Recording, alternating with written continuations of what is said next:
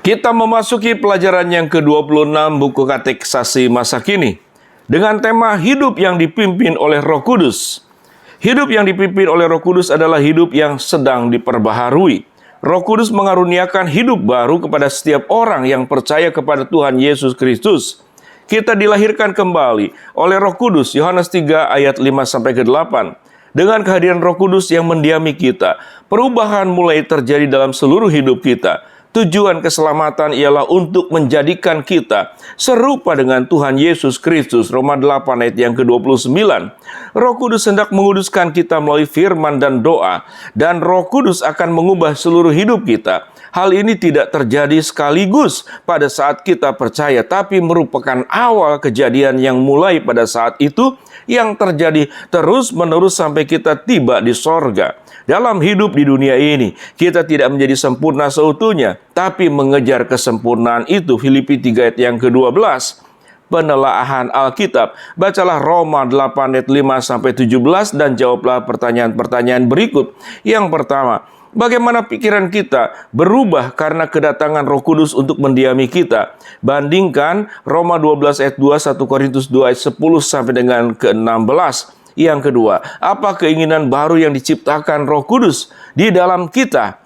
Yang ketiga, bagaimana sikap manusia baru terhadap hukum Allah? Yang keempat, apa yang akan terjadi pada tubuh kita karena kita didiami oleh Roh Kudus? Halaman yang berikut.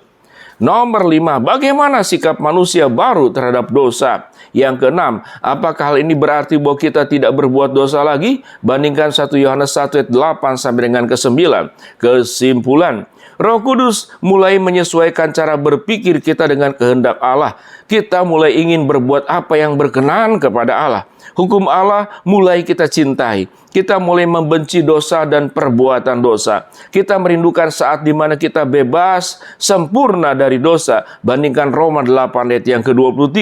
Tapi sebagai akibatnya terjadilah pergumulan di dalam diri kita, yakni pergumulan antara manusia lama yang kita warisi dari Adam, yaitu tabiat dan kecenderungan berbuat dosa, melawan manusia baru, yaitu tabiat yang diciptakan dan dikuasai oleh Roh Kudus.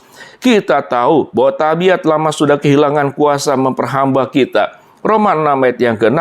Tapi kita juga disuruh menganggapnya sebagai kematian. Roma 6 ayat yang ke-11. Dan kita dilarang menyerahkan anggota tubuh kita untuk berbuat dosa lagi. Roma 6 ayat yang ke-13.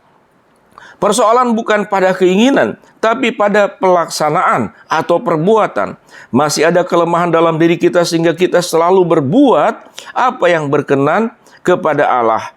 Kita tidak selalu berbuat apa yang berkenan kepada Allah. Bandingkan Roma 7 ayat 21-26. Iblis selalu mencari kesempatan untuk menjatuhkan kita.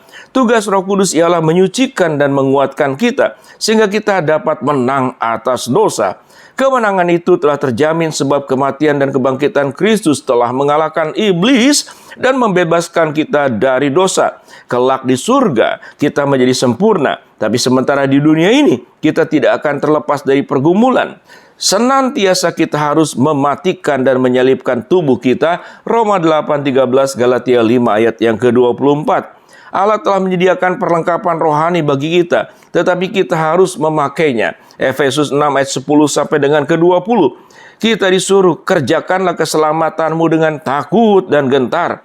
Tapi kita diperingatkan, halaman berikut, diperingatkan pula bahwa Allah telah mengerjakan di dalam kamu baik kemauan maupun pekerjaan menurut kerelaannya. Filipi 2 ayat 12 dan 13. Kemenangan berasal dari karya Roh Kudus di dalam kita. Kita berjuang dan memperhatikan semua dorongan Roh Kudus supaya hidup kita penuh dengan Roh Kudus. Berikut, hidup penuh dengan Roh Kudus. Efesus 5:18 berkata, hendaklah kamu penuh dengan roh. Kita dapat mengerti perintah ini dan memperhatikan dua larangan yang ada dalam surat-surat Rasul Paulus. Penelaahan Alkitab.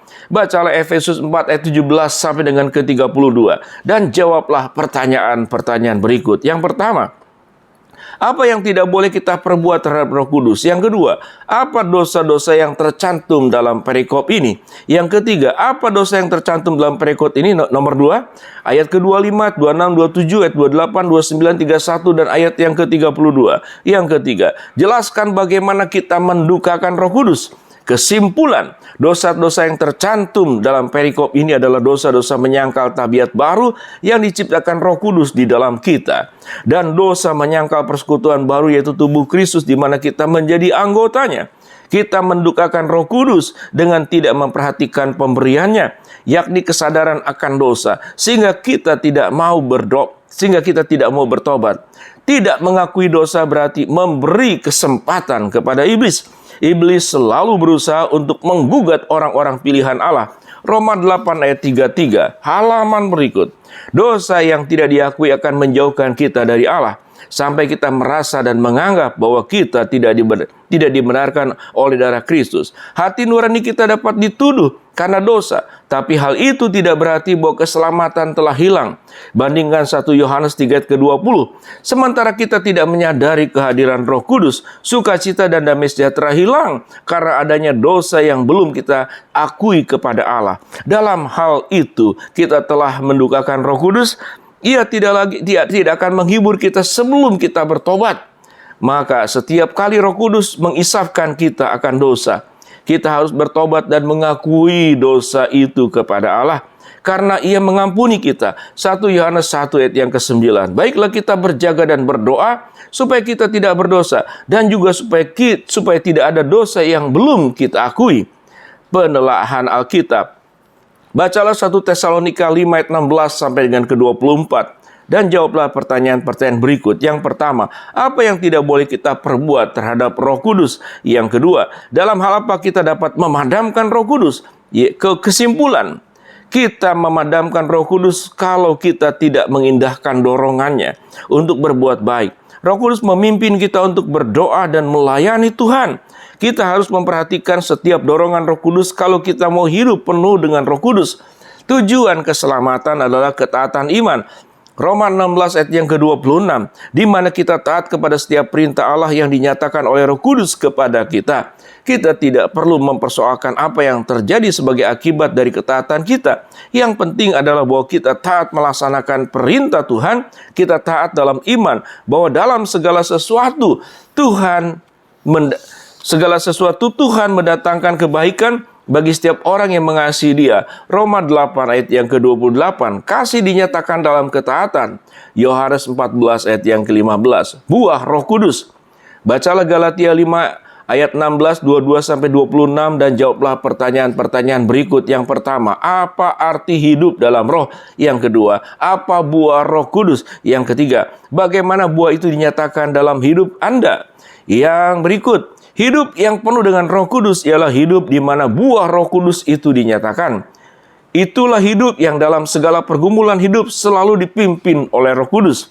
Catatan, istilah penuh dengan Roh Kudus dalam Kisah Rasul. Dalam Kisah Rasul terdapat orang-orang yang penuh dengan Roh Kudus. Pasal 6 ayat ke-5, 11 ayat 24, 13 ayat yang ke-52. Kualitas hidup mereka membedakan mereka dari orang Kristen lainnya.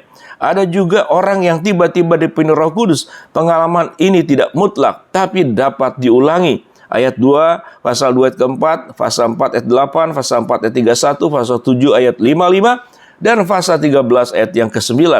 Dengan kepenuhan ini, orang yang diperlengkapi untuk pelayanan Allah, pelayanan Tuhan, Allah menyatakan diri dalam hidup mereka dengan cara luar biasa. Itu bukanlah hasil upaya manusia, tapi adalah anugerah Allah dan kehendak Allah sendiri. Kita berusaha untuk hidup sesuai dengan kehendak Allah. Kita merindukan segala sesuatu yang hendak diberikan Allah kepada kita. Kalau Allah berkenan memenuhi hidup kita dengan Roh Kudus, kita akan rendah hati di hadapannya. Yang kita inginkan ialah untuk makin mengenal Tuhan, sehingga hidup kita menjadi serupa dengan hidup Kristus. Bukan pengalaman yang kita cari, tapi Tuhan sendiri. Itulah pelajaran yang ke-26. Terus belajar, selesaikan sampai seluruh pelajaran kita belajar bersama-sama. Shalom.